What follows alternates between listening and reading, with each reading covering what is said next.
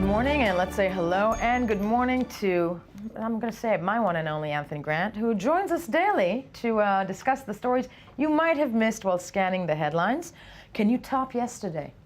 Probably not, but life and news intercede sometimes in dramatic, tragic ways, which is why I wanted to lead right off with actually the Los Angeles Times front page this morning online. Briefly, they of course are leading with a deadly rampage in Washington, D.C. And with, of course, going for the more of the human angle with this story, which of course is of huge national interest.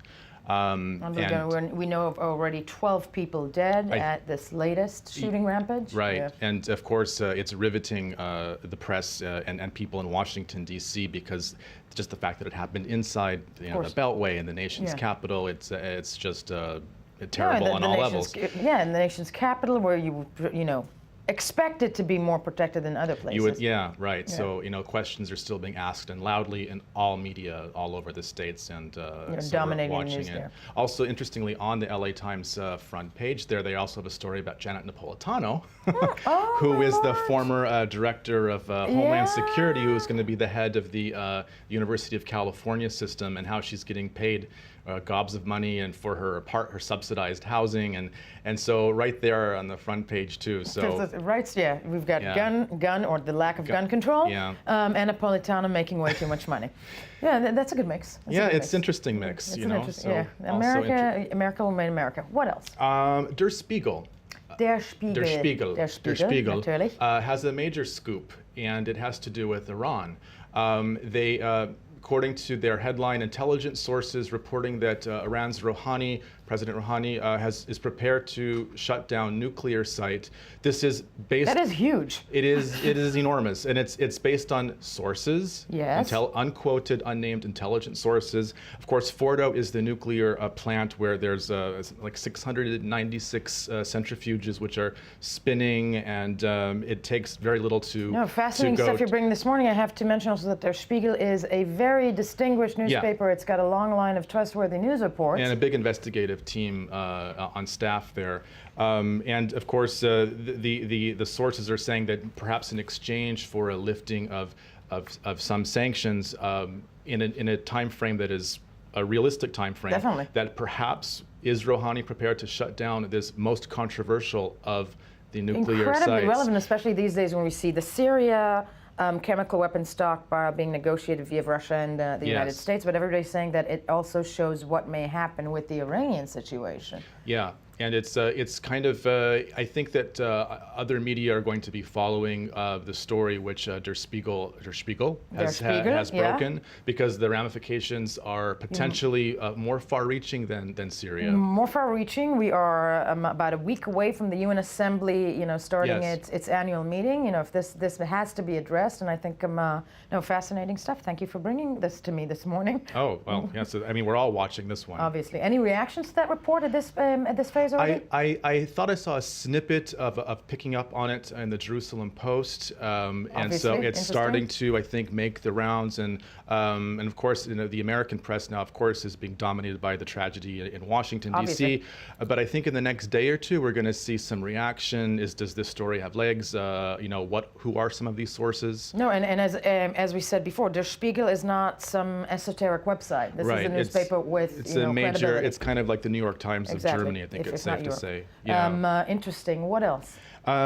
Closer to this region in the Middle East, the Lebanon Daily Star reports on some nefarious activities by Hezbollah to basically put their own power grid in a Lebanese town, and it's sparking some discontent. Let's just start our own little country. Yeah, I mean, this points up the frictions which exist in Lebanon still. Incredibly so. And they apparently have their own telecommunications network already, and they were trying to install it in some town. They do. Southern Lebanon, and if you travel there, if one travels in southern Lebanon, coming from Beirut, you just immediately realize that it is operated via massive infrastructure by Hezbollah. Although the story notes that people who are opposed to Hezbollah doing their telecom implementation are being more vocal about their they're protesting it. In 2008, the same thing happened. It led to deadly clashes. Yes. To speak out against Hezbollah in Lebanon is not something and for the faint especially of in heart. southern Lebanon, which is the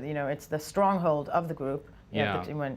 So it's also group. one to watch. A story that's very interesting to follow in Lebanon. Definitely. What else? Dawn. Dawn, which is Pakistan's major English language newspaper, reports that a political party called MQM, which is the United National Movement, it's like a liberal political party, has sued or has issued a defamation notice for $10 million to a New York Times journalist who was the former Islamabad bureau chief, Delkan Walsh, for allegedly tainting the reputation of the party leader, who has some alleged criminal ties.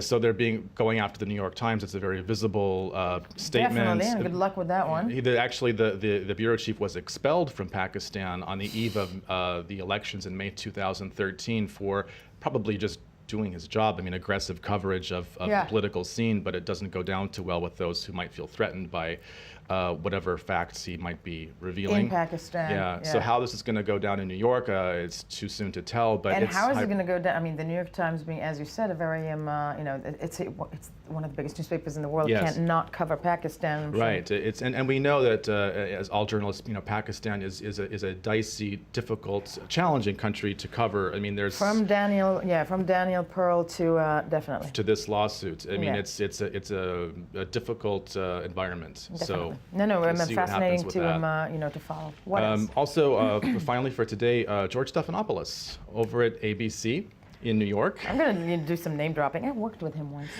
Is he really short? Shorter than me, which I love. He's short, but he's mighty. Yeah, he's very mighty. I've been, you got to love it because being a short woman, I don't meet many men that are shorter than me. But yes, he's very mighty. Yes. Yeah, he actually flew to Beirut the other day prior to landing his sit-down with President Obama, but he apparently had gotten some kind of an invitation of sorts from Bashar al-Assad to interview him after the Charlie Rose interview. Which for American network broadcasters and reporters, if you're second in line, still. Right, yeah. Well, apparently the deal fell through and George Stephanopoulos found himself in Beirut hoping to go to Damascus, but Assad, fickle guy, changed his mind.